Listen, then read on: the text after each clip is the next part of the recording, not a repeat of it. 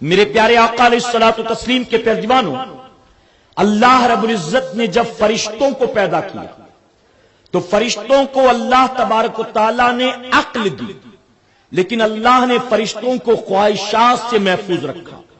یعنی فرشتوں کے حصے میں خواہشات نہیں آئی، صرف مولا نے عقل دیا. جب باری جانوروں کی آئی تو جانوروں کو اللہ تبارک تعالیٰ نے عقل نہیں دی، جانوروں کو اللہ نے خواہشات دی. لیکن جب باری ہماری اور آپ کی یعنی حضرت انسان کی آئی تو اللہ تبارک تعالیٰ نے انسان کو عقل بھی دیا اور انسان کو اللہ نے خواہشات بھی دیا. اور یہ دونوں چیزیں دے کر گویا اللہ نے انسان کو ایک امتحان میں ڈال دیا. فرشتوں کے حصے میں صرف عقل آئی، خواہشات سے مولا نے پاک رکھا. جانوروں کے حصے میں خواہشات آئی، اللہ تبارک تعالیٰ نے انہیں عقل نہیں دیا. لیکن انسانوں کو اللہ نے عقل بھی دی، خواہشات بھی دی، اور ایک امتحان میں اللہ نے ڈال دیا. اب جانتے ہو صوفیہ کیا فرماتے، بہت توجہ طلب بات. صوفیہ فرماتے ہیں کہ جن کی عقلوں پر خواہشات غالب آ جاتی، وہ انسان کہ جس کی عقل پر خواہشات غالب آ جاتی، وہ انسان ہو کر بھی جانور سے بدتر ہو جایا کرتا ہے. اور جس انسان کی خواہشات پر عقل غالب آ جاتی یعنی خواہشات کو عقل کے تابع کر دیتا ہے، وہ انسان ہو کر بھی فرشتوں سے بہتر ہو جایا کرتا ہے. اب ہم اور آپ اپنے گریبان میں جھانکے، یہ باتیں سننے میں تو بڑی اچھی لگتی، لیکن ہم اپنے گریبان میں جھانک کر ہر کوئی دیکھے کہ ہمارے یہاں عقل غالب ہے کہ خواہشات. بہت معذرت کے ساتھ کہوں گا، زبانی دعوے اگرچہ کچھ بھی ہوں، لیکن اگر سوسائٹی کا جائزہ لیں، ہر مسلمان اپنے اپنے گریبان میں اپنے شب و روز کا جائزہ لے تو ماننا پڑے گا ہم نے عقل کو نہ جانے کہاں دفن کر دیا. ہماری خواہشات غالب آ چکی ہیں. اے سرکار مدینہ کے پیروانوں، میں اور واضح کرتا چلوں آپ کے سامنے، جب عقل دفن ہو جاتی ہے اور خواہشات غالب آ جاتی ہے تو وہ انسان وقت کا نمرود بن جاتا ہے، انسان وقت کا فرعون بن جاتا ہے، وہ انسان شداد بن جاتا ہے، وہ انسان قارون بن جاتا ہے، وہ انسان ابو جہل ابو لہب بن جاتا ہے، وہ انسان عتبہ شیبہ بن جاتا ہے. جب عقل پر خواہشات غالب آ جاتی ہے تو انسان اللہ رسول کا باغی ہو جاتا ہے. اور جب اللہ کا بندہ، جب ایک انسان اپنی خواہشات کو عقل کے تابع کر دیتا ہے، خواہشات کو دبا دیتا ہے اور عقل غالب آتی ہے، تو جانتے ہو وہ انسان ابو بکر صدیق بن جایا کرتا ہے، عمر فاروق اعظم بن جایا کرتا ہے، عثمان غنی بن جایا کرتا ہے، مولا علی بن جایا کرتا ہے. جب خواہشات پر عقل غالب آ جاتی ہے تو جانتے ہو میرے پیارے آقا کے پیروانوں، جیلان کی سرزمین پر رہنے والا عبد القادر جیلانی غوث اعظم بن جاتا ہے، معین الدین چشتی غریب نواز بن جاتا ہے. میرے پیارے آقا کے پیروانوں، اب ہمیں فیصلہ کرنا ہے. اگر ہم نے خواہشات کو دفن کیا اور عقل غالب آ گئی تو یقیناً قیامت کے دن اللہ تبارک تعالیٰ ہمیں آخرت کی رسوائی اور ذلت سے بچا لے گا. اور اگر ہم نے عقل کو دفن کر دیا اور خواہشات کو غالب کر دیا تو یاد رکھنا قیامت کے دن ہم ذلیل خوار ہوں گے، ہماری دنیا بھی تباہ ہوگی اور ہماری آخرت بھی برباد ہوگی. اللہ رب العزت ماہ رمضان ہمیں کیوں دیتا؟ اللہ خود فرماتا ہے لعلکم تتقون، ہم نے تم پر روزے فرض اس لیے کیے تاکہ تمہارے اندر تقوی کی صفت بیدار ہو. تقوی آنا نہیں ہے کہیں سے، اللہ نے تقوی اندر رکھا ہے، یہ تقوی کی صفت اندر ہے. تم نے 11 مہینے نفس کو فالو کر کر کے اس تقوی کو دفن کر دیا. اب تمہیں رمضان شریف میں نفس کی مخالفت کر کے اس تقوی کو بیدار کرنا، اسے زندہ کرنا. میں آپ سے پوچھتا ہوں، یہاں ہم اور آپ جتنے موجود ہیں یا ہماری مائیں بہنیں بچیاں جو اپنے گھروں میں سن رہی ہیں، ہر کوئی غور کرے اپنے اپنے اوپر اور دیکھے جو رمضان شریف کا مقصد تھا، کیا ہم نے اس مقصد کو پا لیا؟ اللہ نے روزہ فرض کیا تاکہ تقوی پیدا ہو. کیا تقوی ہمارے اندر پیدا ہوا؟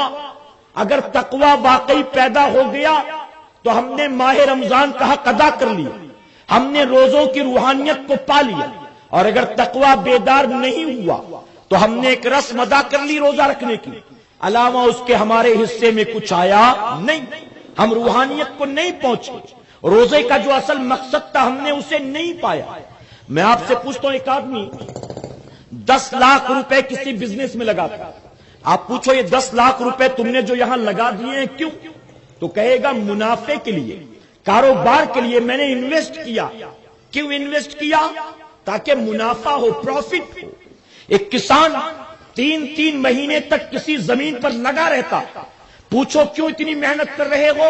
تو جواب ملے گا تاکہ فصل ہو، کھانے پینے کا سامان ہو، اس فصل کے ذریعے 4 پیسے ہاتھ لگے، تاکہ بیٹی کی شادی کا انتظام ہو، بچوں کی پڑھائی لکھائی کا اہتمام ہو۔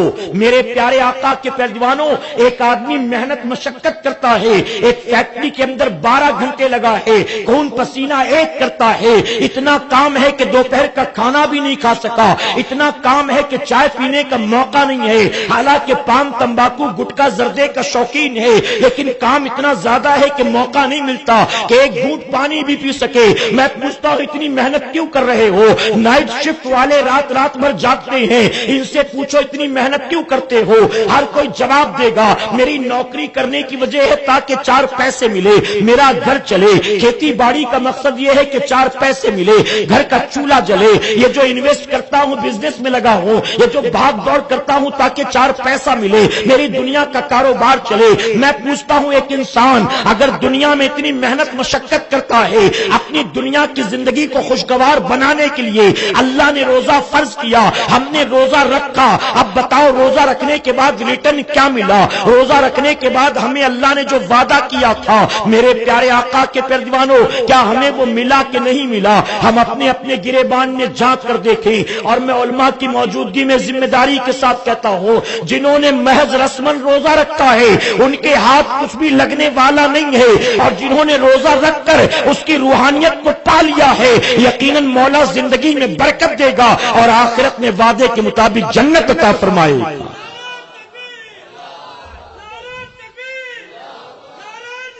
اسی لیے شاعر مشرق ڈاکٹر اقبال نے کہا تھا رہ گئی رسم ازاں روح بلالی نہ رہی، تراویح بھی رسم بن کر رہ گئی، روزے بھی رسم بن کر رہ گئے، تلاوت بھی رسم بن کر رہ گئی، زکات فطرہ بھی محض رسم بن کر رہ گیا، رہ گئی رسم ازاں روح بلالی نہ رہی، فلسفہ رہ گیا تلقین غزالی نہ رہی۔ ہم نے روزہ تو رکھ لیا اوپر، روحانیت کو پہنچے، اصل مقصد جو تھا ہم وہاں تک پہنچے؟ میرے پیارے آقا علیہ الصلوۃ والتسلیم کے پیروانوں، میں بہت معذرت کے ساتھ کہوں گا، رمضان المبارک میں ہم نے اگر اپنے آپ کو چند گناہوں سے بچا بھی لیا تو رمضان شریف کے بعد ہماری کیفیت کیا ہے؟ رمضان شریف کے بعد ہمارا حال کیا ہے؟ جن گناہوں کو پورے مہینے ہم نے چھوڑے رکھا تھا، کیا آج بھی ان گناہوں سے ہم بچ رہے ہیں؟ کیا ان گناہوں کے لیے حقیقت میں ہمارے دل میں نفرت پیدا ہو گئی ہے؟ ہم نے رسمن چھوڑا تھا یا ہمیشہ کے لیے توبہ کر لی تھی؟ میرے پیارے آقا علیہ الصلوۃ والتسلیم کے پیروانوں، اکثریت ہماری ماہ رمضان میں گناہ برائی سے بچ جاتی، لیکن اس کے باوجود بھی کچھ لوگ ایسے، کچھ پرسنٹیج ایسا جو رمضان شریف میں ابھی اپنے آپ کو گناہ اور برائی سے روک نہیں پاتا، اپنے نفس پر کنٹرول نہیں کر پاتا۔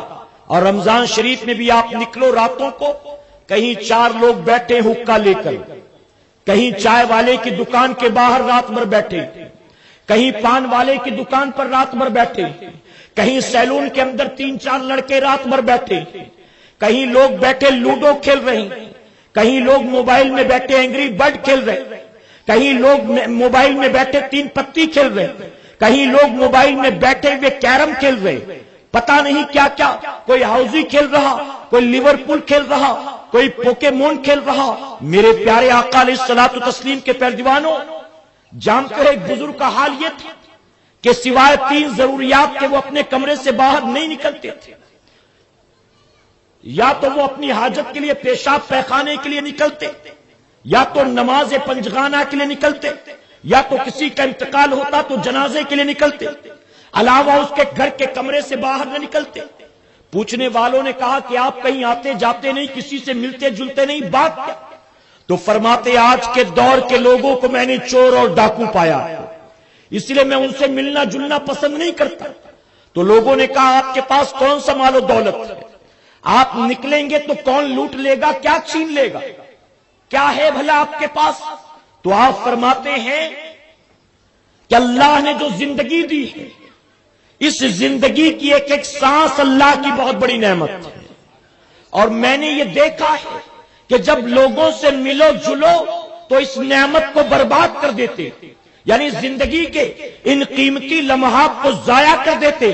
یہی وجہ ہے کہ میں نے لوگوں سے ملنا جلنا چھوڑ دیا کہ وہ اللہ کی دی نعمت کو برباد کرتے ہیں۔ اے مسلمانوں، میں آپ سے پوچھتا ہوں، اللہ کے ولی دنیا کو ٹھوکر مار کر ایک کمرے میں بند بیٹھے ہوں کہ باہر نکلنے سے وقت برباد ہوگا، لوگوں سے ملنے جلنے پر وقت برباد ہوگا، اور یہ زندگی کی ایک ایک سانس ایک ایک لمحہ اللہ کی قیمتی نعمت ہے، اس نعمت کو مجھے ضائع نہیں کرنا۔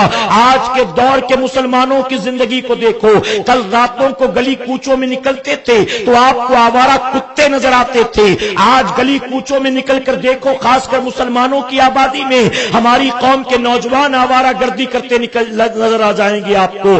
اس کونے سے لے کر اس کونے تک آپ دیکھ لیں، کہیں 3 لڑکے ہیں، کہیں 4 لڑکے ہیں، کہیں 5 لڑکے ہیں، اور مجھے تعجب ہوتا ہے 2-2 3-3 4-4 بجے تک ہماری قوم کے لڑکے اپنے گھروں سے باہر نکل کر آوارہ گردی کرتے ہیں، اور ماں باپ کا اتنا حق نہیں بنتا کہ اپنے بچے کو ڈانٹ ڈپٹ کر وہ گھر میں لے جا سکے، اپنے بچے کو سمجھا بجھا کر وہ گھر میں لے جا سکے۔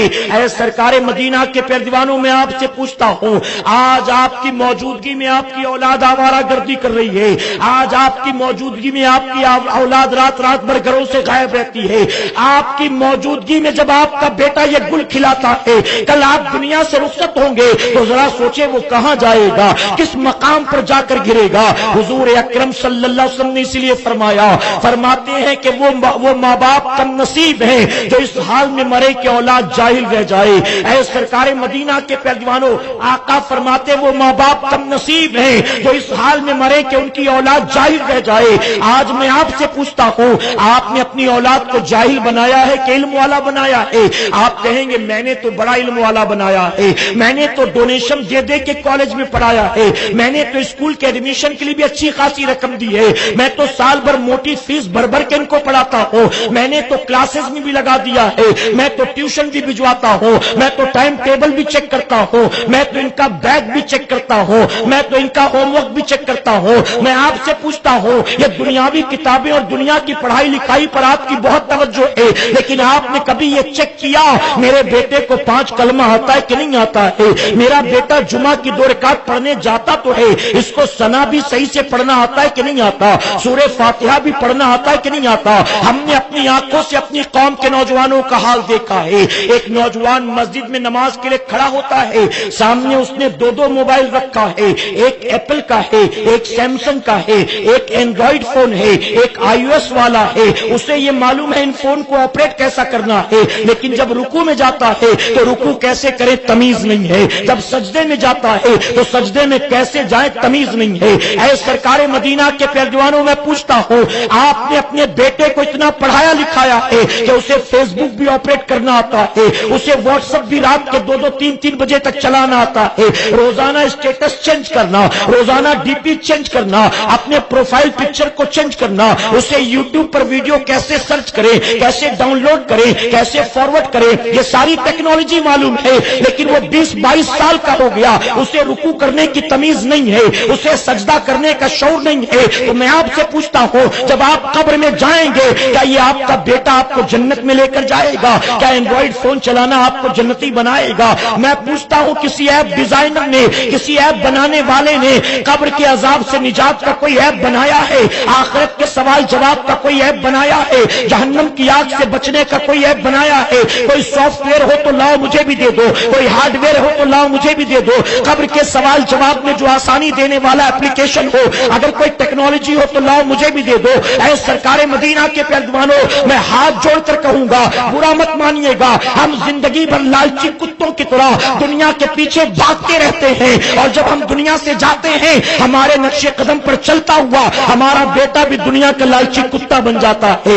آج ہمارے بیٹوں کا حال یہ ہے، آج ہماری اولاد کا حال یہ ہے، اور صرف شکایت بیٹوں سے نہیں بیٹیوں سے بھی ہے، اور صرف شکایت بیٹے بیٹیوں سے نہیں ماں باپ سے بھی ہے۔ اپنی اولاد کو دنیا کی اعلیٰ سے اعلیٰ تعلیم دینے کے لیے مسکراتے ہوئے 20-25 لاکھ کا ڈونیشن بھر دیں گے، لیکن اپنے بچے کو کلمہ یاد کرانے کے لیے کبھی فکر مند نظر نہیں آتے، قرآن پڑھانے کے لیے کبھی فکر مند نظر نہیں آتے۔ نتیجہ کیا ہوتا ہے؟ جب وہی بوڑھے ماں باپ دنیا سے رخصت ہوتے ہیں تو مسجد سے امام صاحب آتے ہیں، چند مقتدی آتے ہیں، کسی مدرسے سے بچے آتے ہیں، یتیم خانے سے بچے آتے ہیں، سارے بیٹھ کر قرآن پڑھتے ہیں، اور بیٹا انتظام کے نام پر یہاں وہاں گھوم رہا ہوتا ہے۔ وہ قرآن پڑھے تو پڑھے کیسے؟ اس کے باپ نے تو دنیا دار بنایا تھا، قرآن پڑھنا تو سکھایا ہی نہیں تھا۔ کاش مرنے سے پہلے قرآن پڑھنا بھی سکھا دیتا تو آج یتیم بچے تیرے باپ کی بخشش کا سامان نہ کرتے، بلکہ تیرا بیٹا بھی بیٹھ کر تیرے لیے دعائیں کر رہا ہوتا، تیرا بیٹا بھی قرآن کی تلاوت کر رہا ہوتا۔ میرے پیارے آقا علیہ الصلوۃ والتسلیم کے پیارے دیوانوں، آپ کیسی کرلا کی بات میں آپ کو بتاتا ہوں، ایران توران کی مثال نہیں، اسی کرلا کی۔ رمضان المبارک میں روزانہ فجر کے بعد میں قریش نگر چوک پر درس دیتا ہوں، کئی سالوں سے، کتنے سال ہو گئے مجھے بھی یاد نہیں، ہاں اتنا یاد ہے کہ سارے بال کالے ہوتے تھے، اب دھیرے دھیرے سفید ہو گئے، اتنے سال ہو گئے۔ میں نے اسی درس میں ایک نوجوان کو ایک دن کھڑا دیکھا، 2 دن دیکھا، 3 دن دیکھا، نیا چہرہ تھا، اس کو دیکھ کر شک ہوتا تھا کہ پتہ نہیں عجیب سا ہے، کون ہے، اجنبی۔ چوتھے دن میں نے آگے بڑھ کر اس کا ہاتھ پکڑا، جب مسافے کی باری آتی وہ چلا جاتا تھا۔ چوتھے دن میں نے خود آگے بڑھ کر اس سے مسافہ کیا، اس کے قریب گیا، میں نے مسافہ کیا۔ جب مسافہ کرتے وقت اس نے سلام کیا اور منہ کھولا تو اس کے منہ سے شراب کی بدبو آ رہی تھی۔ 30-32 سال کا نوجوان، رمضان المبارک کا مہینہ، برج کینڈی کف پریڈ میں نہیں ہے، کلابا میں نہیں ہے، کرلا قریش نگر کی سرزمین جو مسلم پاکٹ ایریا، وہاں شراب کے نشے میں دھت، اور بھی وہ اس وقت جب چند گھنٹوں پہلے ہمارے چھوٹے چھوٹے بچوں نے سحری کی ہوگی، جب لوگ سحری کر کے فجر کی نماز کے لیے نکلے، وہ شراب کے نشے میں دھت۔ میں نے اس سے کہا تم نے شراب پی ہے؟ تو کہتا ہے کہ آپ میرے لیے دعا کریں کہ میری عادت چھوٹ جائے۔ میں نے کہا تو نے کوشش بھی کی ہے کہ نہیں کی؟ اس نے کہا میں نے 2-3 بار کوشش کی، لیکن عادت ایسی پڑی ہے کہ چھوٹتی نہیں، چھوٹ بھی جاتی ہے، چھوڑتا بھی ہوں تو بہت زیادہ سے زیادہ 1 دن 2 دن، ایک دن میں نے روزہ بھی رکھا، لیکن آدھے دن کے بعد کنٹرول نہ ہوا تو جا کر میں نے شراب پی لی۔ اللہ اکبر۔ میں پوچھتا ہوں مسلمانوں، اگر رمضان شریف میں مسلمان شراب پیے، اگر رمضان شریف کی راتوں میں، وہ راتیں جب اللہ تبارک تعالیٰ 1-1 لاکھ گناہگاروں کو جہنم سے آزاد کرتا ہے، ہماری قوم کا نوجوان رات بھر 3 پتی کھیلے، رات بھر کیرم کھیلے، رات بھر کرکٹ کھیلے، رات بھر ہاؤزی کھیلے، رات بھر پوکیمون اور نہ جانے کیا کچھ لوڈو کھیلے، میں پوچھتا ہوں کیا بتاؤ، جب رمضان شریف میں بھی ہمارے گھر سیریل کی آواز آئے گی، رمضان شریف میں بھی ہم کان میں ایئر فون لگا کر گانے سنیں گے، تو کیا ہماری آبادی میں اللہ کا غضب نہیں آئے گا؟ ہماری بستی پر اللہ کا غضب نہیں آئے گا؟ میرے پیارے آقا کے پیروانوں، ہم گویا اللہ کے دن رات نافرمانی کر کر کے اس کے غضب کو دعوت دیتے ہیں، اس کے قہر کو دعوت دیتے ہیں، اور اس کے بعد کہتے ہیں حضرت دعا کرنا، حضرت دعا کرنا، حضرت دعا کرنا۔ میں کہتا ہوں اس کرلا قریش نگر کی سرزمین پر جتنی مسجدیں ہیں، اے بے نمازی، اے جاہل، اے دین سے دوری رکھنے والے، جا کر ہر مسجد کے امام سے دعا کی درخواست کر، ہر مسجد کے مؤذن سے دعا کی درخواست کر، ہر مسجد کے خادم سے دعا کی درخواست کر، ہر مسجد کے نمازی سے دعا کی درخواست کر، لیکن سنتا جا، میرے آقا صلی اللہ علیہ وسلم نے فرمایا ہے نمازی کی دعاؤں میں بے نمازیوں کا کوئی حصہ نہیں ہوتا، تو زندگی بھر نمازیوں سے دعائیں کراتا رہے، ہرگز تیرے حق میں نمازیوں کی دعا قبول ہونے والی نہیں ہے۔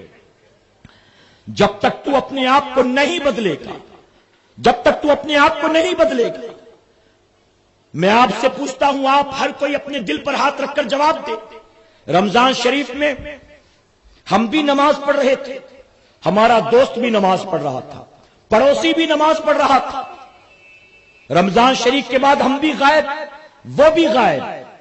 مسجد مرثیہ خواہ ہے کہ نمازی نہ رہے، مسجد مرثیہ خواہ ہے کہ نمازی نہ رہے، یعنی وہ صاحب اوصاف حجازی نہ رہے۔ اس لیے شاعر مشرق ڈاکٹر اقبال نے کہا تھا، تم میں حوروں کا کوئی چاہنے والا ہی نہیں، جلوے طور تو موجود ہے موسیٰ ہی نہیں۔ میں موسیٰ کہاں سے لاؤں آج کے دور میں؟ میں حضرت بلال جیسا مؤذن کہاں سے لاؤں آج کے دور میں؟ میں صحابہ اکرام کی قربانیوں کے واقعات سنا تو سکتا، لیکن صحابہ اکرام جیسا ایک لا نہیں سکتا ہوں دکھانے کے لیے۔ ہم سب کا حال کیا ہے؟ نمازوں سے غافل، عبادت سے غافل، اپنے نفس پر، اپنے نفس کے پیچھے پیچھے ایسا بھاگتے ہیں کہ ہمیں فکر ہی نہیں کہ ہمارا قبر میں کیا ہونا، ہمیں فکر ہی نہیں کہ ہمارا محشر میں کیا بننا۔ خواجہ بایزید بستامی رحمت اللہ علیہ فرماتے ہیں 12 سال تک میں نے اپنے نفس کے خلاف جہاد کیا ہے۔ کتنے سال تک؟ 12 سال تک۔ فرماتے کوئی لذیذ چیز میں نے نہ کھائی، جو چیز اچھی لگتی لوگوں کو وہ چیز میں کبھی نہ کھاتا۔ 12 سال تک نفس سے جہاد کرتا رہا، یہاں تک کہ عید کی رات آ گئی۔ جب عید کی رات آئی، مسلمانوں کے گلی کوچوں میں چہل پہل، ہر طرف خوشی کا ماحول، میرے نفس نے سر اٹھا کر مجھ سے کہا، اے بایزید 12 سال تک تو نے مجھے کچھ نہیں دیا، جو بھی میں نے مانگا تو نے نہیں دیا، کل عید کا دن ہے بایزید، کل تو کچھ اچھا کھلا دینا مجھے، کل عید کا دن ہے، کل تو اچھا کھلا دینا مجھے۔ تو خواجہ بایزید بستامی رحمۃ اللہ علیہ فرماتے ٹھیک، میں نے اپنے نفس سے کہا تجھے لذیذ چیزیں کھانی، عید کے دن تجھے میٹھا کھانا، ٹھیک ہے میں تجھے کھلا دوں گا، لیکن میری ایک شرط۔ نفس نے کہا کیا شرط؟ آپ فرماتے میں نے نفس سے کہا میں ابھی 2 رکعت نماز نفل پڑھوں گا، اور اس 2 رکعت نماز نفل میں پورا قرآن ختم کروں گا، اگر تو میرا ساتھ دے گا تو کل تجھے اچھی نعمتیں کھلاؤں گا۔ ذرا سوچے کیسے نفس کشی کرتے تھے، کیسے نفس کا گلا گھونٹتے تھے۔ آج تو ماوا زردہ گٹکا کھاتے کھاتے لوگ بابا بنے ہیں۔ آج چند کتابیں پڑھ لی، دعا تعویذ جھاڑ پھونک کی، اور لوگوں کو پیچھے پیچھے لے کر گھومتے، کسی کو خاطر میں نہیں لاتے۔ مولا علی کرم اللہ وجہ الکریم سے کسی نے پوچھا تھا جنت کتنے فاصلے پر ہے، تو آپ نے فرمایا جنت 2 قدم کے فاصلے پر ہے، 2 قدم کے فاصلے پر۔ پوچھنے والے نے کہا وہ کیسے؟ آپ فرماتے قدم اپنے نفس پر رکھ دے اور دوسرا جنت میں رکھ دے، دوسرا جنت میں۔ بنا نفس کا گلا گھونٹے کوئی اللہ کا ولی نہیں بنتا ہے۔ دعا تعویذ کی کتابیں خرید کر مارکیٹ سے لائیں اور اس کو اسٹڈی کر کے دعا تعویذ جھاڑ پھونک شروع کر دیں، اس سے کوئی ولی نہیں بن جاتا۔ دکانداری تو چل سکتی ہے، رضا الہی حاصل نہیں ہوتا ہے۔ خواجہ عثمان ہارونی فرماتے ہیں بندے مومن کے ایمان کی حلاوت اس کے چہرے سے معلوم ہوتی ہے۔ بندے مومن کے ایمان کی حلاوت کس کسوٹی کا ایمان والا ہے، کس معیار کا ایمان والا ہے، فرماتے اس کا چہرہ بتا دیتا ہے۔ چہرہ میرے پیارے آقا علیہ الصلوۃ والتسلیم کے پیروانوں، معذرت کے ساتھ کہوں گا، آج کوئی 6 مہینے نہ نہائے، کپڑے میں بدبو آئے، بال الجھا پڑا ہو، پیشاب پیخانہ کھڑے کھڑے کرتا ہو، لوگ اس کو ولی سمجھے بیٹھے ہوئے ہیں معاذ اللہ۔ پڑھا لکھا اس کے پیچھے ہاتھ جوڑ کر کھڑا ہوتا ہے، پڑھا لکھا، یہ مجذوب ہے۔ دعوتیں لوٹنا ہو تو عقل والا، لنگر لوٹنا ہو تو ہوش والا۔ تو نے کل بھی بریانی بنایا تھا، آج بھی بریانی، آج پلاؤ بنا لیتا، اچھا جا کولڈ ڈرنک لے کر آ جا۔ ان ساری چیزوں کے لیے ہوش والا، عقل والا، اور جب ماہ رمضان آئے تو مجذوب بن جائے، جب مسجد میں عصر مغرب عشاء کی اذان ہو تو مجذوب بن جائے۔ یہ ولایت نہیں ہے تو دھوکہ ہے، ولایت نہیں قوم کے ساتھ کھلواڑ ہے۔ اور یاد رکھنا، میں ایک بات علماء کی موجودگی میں کہہ کر جا رہا ہوں، پہلے بھی کئی بار کہہ چکا، بات چھپتی ہوئی ہے لیکن بات حق ہے۔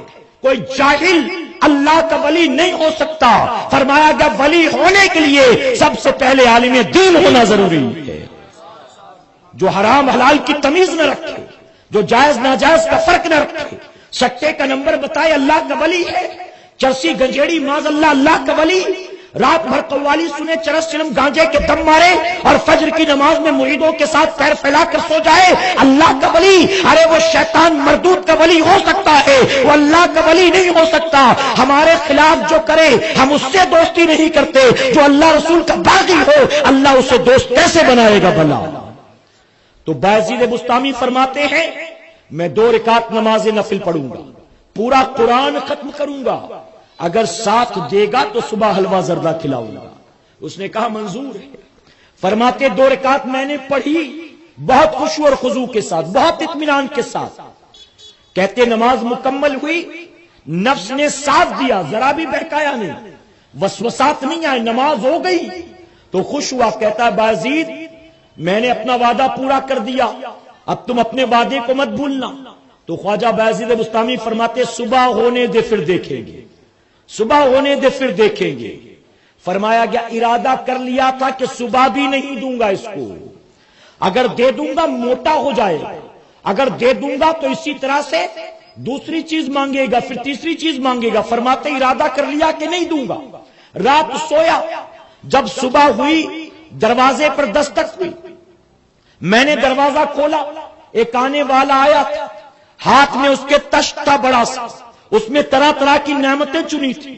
اس نے مجھ سے سلام کیا اور سلام کر کے کہا کہ بایزید بسطامی یہ نعمتیں عید کے لیے میں نے اپنے گھر میں بنایا تھا، اپنے اور اپنے بیوی بچوں کے لیے، لیکن رات امام الانبیاء میرے خواب میں آئے اور انہوں نے مجھ سے آ کر کہا کہ جاؤ بایزید بسطامی سے کہہ دو کہ تھوڑی دیر کے لیے اپنے نفس سے سمجھوتا کر لے اور یہ نعمتیں تحفے کے طور پر بایزید کو دے دو، اور کہنا میری طرف سے حکم ہے کہ اس کو کھا لے، اس کو کھا لے۔ میرے پیارے آقا علیہ الصلوۃ والتسلیم کے پیروانوں ذرا سوچو، معلوم یہ ہوا جو اللہ اس کے رسول کی رضا کے لیے اپنے نفس کا گلا گھونٹتے تھے، خود امام الانبیاء ان کی دعوت کیا کرتے تھے، ان کے گھر میں خود اللہ کی طرف سے انتظام ہوتا تھا۔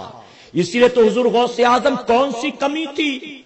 ارے غوث اعظم کو تو اللہ نے وہ اختیار دیا، مرغا کھاتے تھے، ہڈیاں جوڑتے تھے، قم بزن اللہ فرماتے مرغا پھر زندہ ہو جاتا تھا۔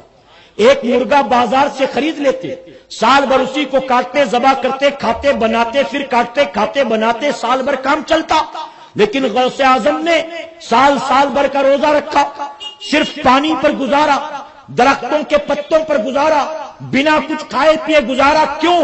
یہ مجاہدات تھے، یہ نفس کشی تھی، اور یہی وجہ تھی جب غوث اعظم نے ایک مرتبہ قسم کھا لی اے اللہ عبد القادر اب اس وقت تک نہیں کھائے گا جب تک کہ تو خود اس کو نہ کھلائے۔ تو جانتے ہو خود اللہ تبارک تعالیٰ نے فرمایا اے عبد القادر تجھے میری قسم ہے کھا لے، تجھے میری قسم ہے پی لے۔ بریلی کا کلندر پکار اٹھا، قسمیں دے دے کے کھلاتا ہے پلاتا ہے تجھے، قسمیں دے دے کے کھلاتا ہے پلاتا ہے تجھے، پیارا اللہ تیرا چاہنے والا تیرا۔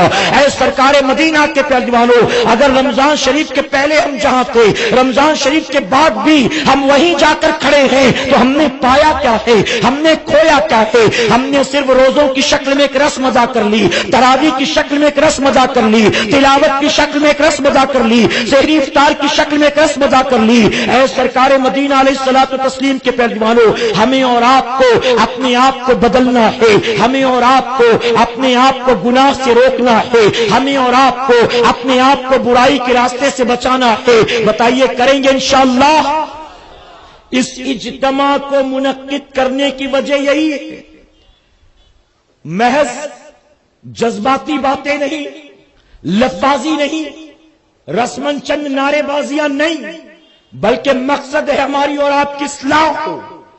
قوم مسلم جن برائیوں جن گناہوں میں آج مبتلا ہے، ہمیں اور آپ کو اس سے نکلنا پڑے گا، کوشش کریں گے انشاءاللہ۔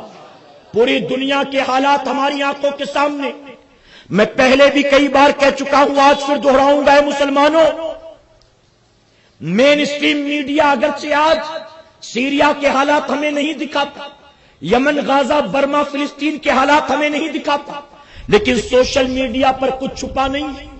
ہم نے سارے مناظر اپنی آنکھوں سے دیکھے، غزہ والوں کا کیا ہو رہا ہے، برما والوں کا کیا ہو رہا ہے۔ ارے ظالموں نے رمضان شریف میں بھی فلسطین اور سیریا کے بچوں پر رحم نہیں کیا، رمضان المبارک میں بھی ان پر ظلم و زیادتی کی گئی۔ آپ نے شاید ویڈیوز دیکھے ہو، نہ دیکھے ہو تو دیکھ لینا، کبھی نہ کبھی نظر آ جائے. ایک چھوٹا سا بچہ اندھیرے میں بیٹھا کچھ کھا رہا ہے. رپورٹر نے اس سے پوچھا تم کیا کھاتے ہو؟ تو بچے نے کہا میں گھاس کھا رہا ہوں. 8 سال کا غالباً بچہ تھا. بچہ کہتا ہے میں گھاس کھاتا ہوں. تو رپورٹر نے کہا گھاس کیوں کھاتے ہو؟ کیا تمہارے پاس کھانے کو کچھ اور نہیں؟ تو بچے کے پاس سوائے چند قطرے آنسوؤں کے دوسرا کوئی جواب نہیں تھا. وہ بچہ رونے لگتا ہے. کون ہے وہ بچہ؟ ہماری کسی بہن کا بیٹا ہے، ہمارے کسی بھائی کا بیٹا ہے، وہ کلمہ پڑھنے والا ہے. اس بچے کا قصور کیا ہے؟ اس کا قصور صرف اتنا ہے اگر کسی یہودی کے گھر ہوتا تو کیک کھا رہا ہوتا، اگر کسی عیسائی کے گھر ہوتا تو آئس کریم کھا رہا ہوتا. وہ سیریا کے مسلمان کے گھر پیدا ہوا، اس لیے بمباری میں ماں باپ مارے گئے، سب کچھ تباہ برباد ہو گیا. اس بچے کو کوئی پوچھنے والا نہیں ہے. اپنی جان سے محبت کی بنیاد بچہ گھاس کھا کر اپنی زندگی کو بچانے کی کوشش کرتا ہے. ایک چھوٹا سا بچہ تھا 6 یا 7 سال کی عمر کا. جن کے گھر میں بچے ہوں گے ذرا غور کرنا، اگر اس پر بھی تمہارے دل میں رحم پیدا نہ ہو، اس پر بھی تمہاری آنکھوں میں آنسو نہ آئے، اس پر بھی تمہارا دل نرم نہ ہو، تو میں کہتا ہوں تمہارا دل پتھر ہو چکا ہے. اللہ رسول کی نافرمانی کرتے کرتے تمہارے دل پر گناہوں کے داغ دھبے اتنے لگ گئے، اب ان کے دور ہونے اور صاف ہونے کا کوئی چانس نہیں ہے. اے مسلمانوں، 6-7 سال کا بچہ تھا. اس بچے سے کسی پریس والے نے پوچھا تھا تمہارے ماں باپ کہاں ہیں؟ اس نے کہا وہ دونوں نہیں ہیں، وہ دونوں مارے جا چکے ہیں. اس بچے سے پریس رپورٹر نے کہا تھا are you going to miss your mom? کیا تم اپنی ماں کو مس کرو گے؟ کیا تم اپنی ماں کو یاد کرو گے؟ اس 6 سال کے بچے نے یوں گردن ہلایا تھا، نفی میں جواب دیا، لیکن بچہ تھا، دل نہ مانا. فوراً آنسو بہنے لگے اور آنکھ پکڑ کر وہ ایک طرف ہو گیا. اے مسلمانوں، میں آپ سے پوچھتا ہوں ان بچوں کا قصور کیا ہے؟ میں کہتا ہوں برما کے مسلمانوں کا قصور کیا ہے؟ فلسطین اور غزہ کے مسلمانوں کا قصور کیا ہے؟ صرف قصور اتنا ہے کہ انہوں نے اللہ کی وحدانیت کا اقرار کیا ہے، انہوں نے اللہ کے حبیب کا کلمہ پڑھا ہے. اے مسلمانوں، میں آپ سے کہتا ہوں آج اگر تم نے اپنے آپ کو نہ سدھارا، اگر تم نے ہوش کے ناخن نہ لیے، اگر تم 3 پتی کی لذت سے اپنے آپ کو آج نہیں بچاؤ گے، ہاؤزی کی لذت سے اپنے آپ کو نہیں بچاؤ گے، اگر کرکٹ کی مار سے اپنے آپ کو نہیں بچاؤ گے، رات بھر لوڈو کھیلنے سے اپنے آپ کو نہیں بچاؤ گے، فیس بک واٹس ایپ سے اپنے آپ کو نہیں بچاؤ گے، یوٹیوب کے گندے ویڈیو سے اپنے آپ کو نہیں بچاؤ گے، تو میں ذمہ داری سے کہتا ہوں آج دنیا کے کئی ملکوں میں مسلمان مارا جاتا ہے. ہم مدد تو نہیں کر سکتے لیکن ان کے لیے ہم دعا تو کرتے ہیں. لیکن اے ہندوستان کے مسلمان، اگر تو نے آج ہوش کے ناخن نہیں لیے، اللہ کی بارگاہ میں رجوع نہیں کیا، اگر توبہ کر کے تو پلٹا نہیں، تو کل تیرا وہ حشر ہوگا کہ تجھ پر آنسو بہانا تو دور کی بات، تیرے لیے کوئی ہاتھ اٹھا کر دعا کرنے والا بھی موجود نہیں ہوگا. آتنکوادی بنا کر تمہیں مارا جائے گا، دہشت گرد ثابت کر کر کے تمہیں مارا جائے گا. میں آج پوچھتا ہوں آپ سے، اپنے موبائل پر جب سیریا کے بچوں کی تصویر دیکھتے ہو، تصویروں کو دیکھنے کے بعد، ویڈیو کو دیکھنے کے بعد دل نرم ہوتا ہے، لیکن جب اسکرول کر کے اوپر جاتے ہو، نیچے کسی دوست نے چٹکلا بھیجا ہو، اس چٹکلے کو پڑھتے ہو تو بچے کو بھول جاتے ہو. ہوتا ہے کہ نہیں ہوتا؟ بتاؤ. آج ہماری قوم کا حال کیا ہے جانتے ہو؟ میں ایک مثال کے ذریعے سمجھاتا ہوں آپ کو. کسی مرغی والے کی دکان میں چلے جانا، 25-30 مرغیاں دربے کے اندر بند ہیں. ایک شخص آتا ہے، 1 کلو 1.5 کلو 2 کلو مرغی کا سودا کرتا ہے. مرغی کی دکان والا دربے میں ہاتھ ڈالتا ہے، ساری مرغیاں تڑپتی ہیں، بے چین ہوتی، بھاگتی یہاں وہاں. وہ اندازہ لگا کر ایک مرغی پکڑتا ہے، باہر نکالتا ہے.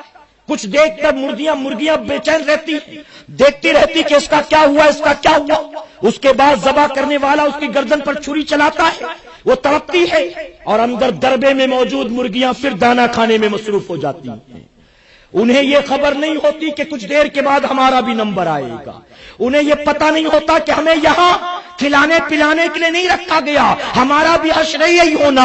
آج کے مسلمانوں کا حال یہی ہے. سعودی عرب بھی مست ہے, پاکستان بھی مست ہے, ہندوستان کا مسلمان بھی مست ہے. اسے پرواہ نہیں کہ دنیا میں ہمارے لیے کیا تباہیاں ہیں, دنیا میں ہمارے لیے کیا بربادیاں ہیں. ہم کو یوٹیوب سے فرصت ملے تو دنیا کی سوچے, ہم کو فیس بک سے فرصت ملے تو دنیا کی سوچے, ہم کو واٹس ایپ سے فرصت ملے تو دنیا کی سوچے. ہم تو رات بھر لڑکیوں سے چیٹنگ کرنے میں مصروف ہیں. مجھے تو شرم آتی کہتے ہوئے, کل تک ہماری قوم کی عورتیں ہمارے پاس آ کر شکایت کرتی تھی ہمارا بیٹا بگڑ گیا, ہمارا بیٹا بگڑ گیا. لیکن اب تو مائیں آ کر کہتی ہیں ہماری بیٹی خراب ہو گئی, ہماری بیٹی غلط راستے پر چلی گئی. اور آج ہماری قوم کی بچیوں کا یہ حال ہے. 16-17 سال کی بچی ہوتی ہے, اس کو ایسے پر نکل آتے ہیں, اپنی بوڑھی ماں کو آنکھ دکھانا شروع کر دیتی ہے, اپنے باپ کو جھڑکنا شروع کر دیتی ہے. اے سرکار مدینہ علیہ الصلوۃ والتسلیم کے پیروانوں, یہ دنیا کی تباہیاں ہمیں جگا رہی ہیں, یہ دنیا کا طوفان ہمیں جگا رہا ہے, یہ دنیا کا ہنگامہ ہمیں جگا رہا ہے. یہ سیریا, لیبیا, یمن, غازہ, برما کی تصویریں ہمیں جگا رہی ہیں. اگر آج ہم نے ہوش کے ناخن نہ لیے, کل تباہیاں ہمارا مقدر ہوں گی, کل مصیبتیں ہمارا مقدر ہوں گی. ہمیں اور آپ کو اپنے آپ کو گناہ سے بچانا ہے اور نیکی کے راستے پر چلنا ہے. کہ انشاءاللہ. میں تو ہاتھ جوڑ کر درخواست کرتا ہوں مسلمانوں, ماوا زردہ گٹکا کھانا بھی بند کرو. کہ انشاءاللہ. کیا ملنا ہے اس سے؟ صحت, طبیعت, کیا فائدہ ہونا ہے؟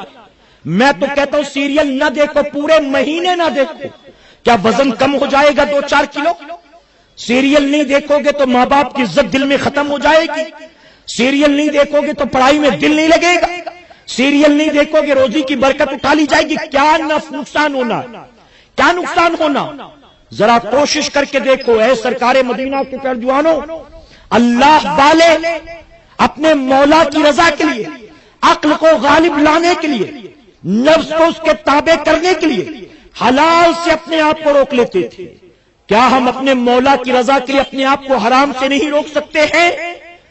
نہیں روک سکتے ہیں. آپ نے علماء سے بار بار سنا ہوگا, رمضان شریف میں تو گرمیوں کا موسم تھا, روزہ بھی تقریباً 14-14.5 گھنٹے کا تھا. بتائیے ہے کہ نہیں؟ 14-14.5 گھنٹے کا روزہ, 37-39 ڈگری ٹیمپریچر, پیاس کی شدت, گلا سوکھ گیا, دن بھر کی بھاگ دوڑ, کام دھندا, لیکن پھر بھی اپنے آپ کو کولڈ ڈرنک سے بچایا کہ نہیں بچایا؟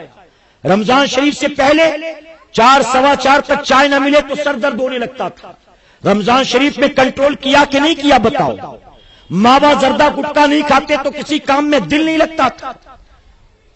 وہ جو لیبر کلاس ہے, وہ جو مزدور طبقہ ہے, ٹیمپو لوڈ کرنا ہو تو پہلے ماوا منہ میں, ان لوڈ کرنا ہو تو پہلے ماوا منہ میں, گٹکا منہ میں.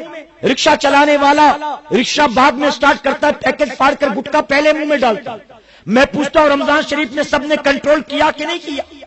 ہم اور آپ اتنے محتاج و مجبور ہو گئے ان چیزوں کے, معاذ اللہ. ٹوائلٹ میں جاتے ہیں صبح صبح, جب تک سگریٹ نہیں پیتے پیٹ صاف نہیں ہوتا ہے. عجیب عادی بن چکے ہیں ان چیزوں کے, ایسی لت پڑ چکی. میں کہتا ہوں رمضان شریف میں کنٹرول کیا نہ تو جب 1 مہینہ مولا کے حکم پر حلال سے اپنے آپ کو بچا لیا تو کیا اسی مولا کے حکم پر اگلے 11 مہینے اپنے آپ کو حرام سے نہیں بچا سکتے ہو؟ کوشش کرو گے انشاءاللہ. اپنے آپ کو بچاؤ, کوئی فائدہ نہیں ہونا سوائے نقصان کے. میرے پیارے آقا کے پیروانوں, ہم یہ سمجھتے ہیں اللہ کی نافرمانی کرنے سے بجلی ہم پر گرے گی, اللہ کی نافرمانی کریں گے تو ہاتھ پیر میں لکوا مارے گا. ایسا کچھ بھی نہیں ہو رہا. ہم تو نافرمانی پر نافرمانی کر رہے, ترقی بھی ہو رہی, کاروبار بھی آگے بڑھ رہا. پہلے 1 جھوپڑا تھا, اب تو 2 ہو گئے. پہلے 1 دکان کرائے کی تھی, اب تو اپنی دکان ہو گئی. پہلے تو نوکری کرتا تو اب تو اپنا خود کا بزنس ہو گیا. ہم نے سمجھا ہے کہ اگر اللہ ناراض ہوگا تو آسمان سے بجلی یا کوئی عذاب آئے گا. میرے پیارے آقا کے پیروانوں, یہی نہیں, سن لو, علماء فرماتے ہیں کہ اللہ جب ناراض ہوتا ہے تو بندوں سے اپنے سجدوں کی توفیق چھین لیتا ہے. اور میں آپ سے ایک مثال کے ذریعے پوچھتا ہوں, کیا آپ کبھی اپنے دشمن کو اپنے گھر بلانا پسند کرتے ہیں؟ کوئی دشمن کو گھر بلانا پسند کرتا ہے؟ اگر دشمن گھر آ جائے غلطی سے تو آدمی کہے گا یہ کہاں سے آ گیا، بھگاؤ جلدی اس کو، نکالو جلدی یہاں سے، یہ تو میرا دشمن ہے، کچھ نقصان کرنے آیا ہوگا۔ میں کہتا ہوں وہ مسلمان قابل مبارکباد ہے جو پورے سال بھر نماز پڑھتا ہے، کہ وہ خوش نصیب ہے، اللہ اسے پسند کرتا ہے، تبھی تو اپنے گھر آنے جانے کی توفیق دیتا ہے۔ اور وہ بندے جو مسجد میں نہیں آ پاتے، وہ اچھی طرح سے بات سمجھ لیں، اللہ انہیں پسند نہیں کرتا، اس لیے اپنے گھر آنے کی توفیق نہیں دیتا۔ رمضان شریف میں جتنا کیا کر لیا، کوئی کمال نہیں کیا۔ کمال تو یہ ہے کہ رمضان شریف کے بعد ان ساری چیزوں پر قائم رہو کہ انشاءاللہ۔ اب اپنی گفتگو کو سمیٹتا ہوں، 2-3 باتیں آخر میں، اجازت ہے آپ کی؟ میں آپ سے پوچھتا ہوں، ایک ٹیکسی سٹینڈ والوں بولو، کیا ہم نے اللہ کا کلمہ صرف رمضان شریف کے لیے پڑھا ہے؟ ہم کیا صرف رمضان کے مسلمان ہیں؟ ہم کیا معاذ اللہ صرف رمضان میں اللہ کے بندے ہیں؟ باقی 11 مہینے کسی اور مذہب سے ہمارا تعلق ہے معاذ اللہ؟ باقی 11 مہینے ہم کلمہ نہیں پڑھتے، کچھ اور پڑھتے ہیں معاذ اللہ، ایسا ہے؟ اگر نہیں ہے تو یہ طے کرو، اللہ ہم نے تیرا کلمہ 1 مہینے کے لیے نہیں پڑھا، ہم تیری وحدانیت کا اقرار صرف 1 مہینے کے لیے نہیں کرتے، ہم تیرے بندے صرف 1 مہینے کے لیے نہیں ہیں، ہم پوری زندگی کے لیے مسلمان ہیں، ہم نے پوری زندگی کے لیے تیرے ساتھ یہ ایگریمنٹ کیا ہے، تیرے سوا کوئی عبادت کے لائق نہیں، تیرے سوا کوئی عبادت کے لائق نہیں، تو ہمارا دعویٰ صرف زبانی جمع خرچ نہیں ہے، ہم پوری زندگی تیری عبادت کر کے بتائیں گے کہ واقعی تیرے سوا عبادت کے لائق کوئی نہیں۔ ایک خاتون ایک بزرگ کی بارگاہ میں آتی اور آ کر کہتی، بابا میں نمازی ہوں، میرے بچے بھی نمازی، لیکن میرے بچوں سے اکثر فجر کی نماز چھوٹ جاتی۔ تو بزرگ نے کہا تم نے فجر میں کیوں نہیں اٹھاتی؟ تو خاتون کہنے لگی کہ میں اٹھاتی تو ہوں، لیکن بچے تھکے ماندے جب سو رہے ہوتے ہیں تو مجھے ان کو جھنجھوڑ کر اٹھانا اچھا نہیں لگتا ہے، ماں ہوں، میری محبت آڑے آ جاتی، اس لیے میں چھوڑ دیتی ہوں کہ چلو 4 وقت تو پڑھتے ہی ہیں، 1 وقت رہ بھی گئی تو کوئی بات نہیں، اللہ معاف کرے گا، بچے۔ تو بزرگ نے کہا کیا تجھے کسی نے یہ کہہ دیا ہے کہ 4 وقت پڑھنے سے بھی جنت ملے گی، 1 وقت نہیں پڑھا تو اللہ قیامت میں پکڑ نہیں کرے گا؟ اس عورت نے کہا نہیں ایسا تو نہیں، 5 وقت کی فرض ہے، 5 پڑھنا چاہیے۔ تو کہا پھر تو اٹھاتی کیوں نہیں؟ کہا کیا کروں، ماں ہوں، میری محبت آڑے آ جاتی، اس سے چھوڑ دیتی۔ تو بزرگ فرماتے اچھا میں تجھ سے پوچھتا ہوں، اگر تیرے گھر میں کبھی آگ لگ جائے اور تیرے بچے سو رہے تو تو انہیں جگائے گی کہ سونے دے گی؟ تو ماں نے کہا میں سونے کیوں دوں گی، میں تو ان کو جگاؤں گی۔ کہا نہیں اٹھیں گے تو کیا؟ ماں نے کہا جھنجھوڑ کر اٹھاؤں گی، منہ پر پانی مار کر اٹھاؤں گی۔ بزرگ نے کہا وہ کیوں؟ تو کہا آگ لگی، نہیں جگاؤں گی تو جل جائیں گے۔ بزرگ نے کہا اب تیری محبت کہاں گئی، اب تیری ممتا کہاں گئی، اب تو ان کی نیند نہیں دیکھتی، اب دنیا کی آگ سے بچانے کے لیے ان کو جگاتی ہے۔ تو عورت نے کہا کہ اب بچوں کو سلانے میں میری محبت نہیں ہے، بچوں کو جگانے میں میری محبت ہے، اگر سونے دوں گی تو جل کر خاک ہو جائیں گے۔ تو بزرگ نے کہا بس اسی طرح سے جب دنیا کی آگ سے بچانے کے لیے اپنے بچوں کو جگاتی ہے، آخرت کی آگ سے بچانے کے لیے بھی اپنے بچوں کو جگایا کر۔ اگر تو نے بچوں کو سونے دیا تو یہ بچے جہنم کی آگ میں جلائے جائیں گے۔ میں کہتا ہوں جو رمضان شریف میں 5 وقت کی پابندی کرتے تھے، رات 1:30 2 3 بجے سوتے، پھر بھی فجر پڑھتے تھے وہ بھی بجماعت، کیا وہ اب طے کریں تو اگلے 11 مہینے وہ جماعت کے ساتھ فجر نہیں پڑھ سکتے؟ میں کہتا ہوں کبھی جماعت مس بھی ہو جائے تو ہو جائے، لیکن نماز نہ مس ہونے پائے، کہے انشاءاللہ۔ آخری بات عرض کروں گا، پلٹ آؤ، رجوع کر لو، توبہ کر لو۔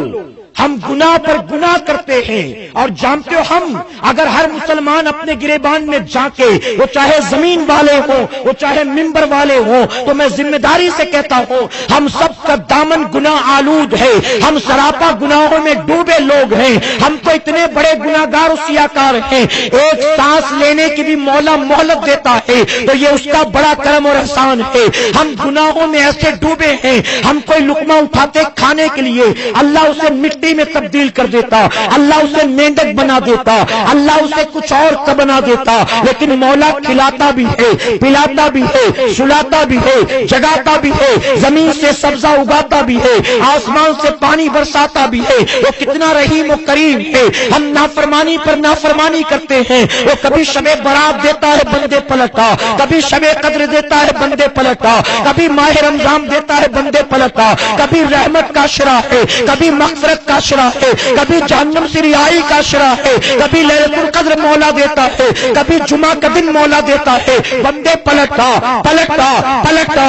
ہم تو مائل بکرم ہیں، کوئی سائل ہی نہیں، ہم تو مائل بکرم ہیں، کوئی سائل ہی نہیں، راہ دکھلائیں کسے، رہ روے منزل ہی نہیں۔ میرے آقا صلی اللہ علیہ وسلم فرماتے ہیں تم جہنم میں گرنا چاہتے ہو، میں تمہاری کمر پکڑ پکڑ کے بچاتا ہوں۔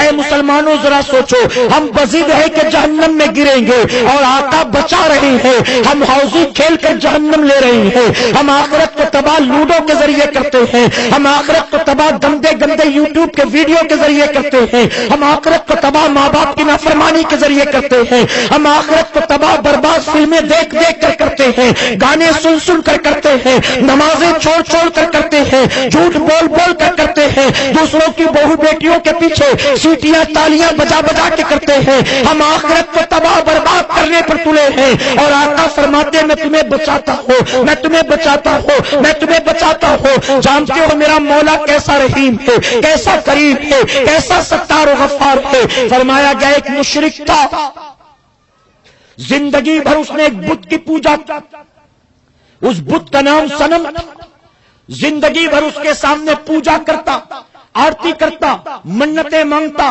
چڑھاوے چڑھاتا، تسبیح لے کر مالائیں لے کر اس کا ذکر کرتا۔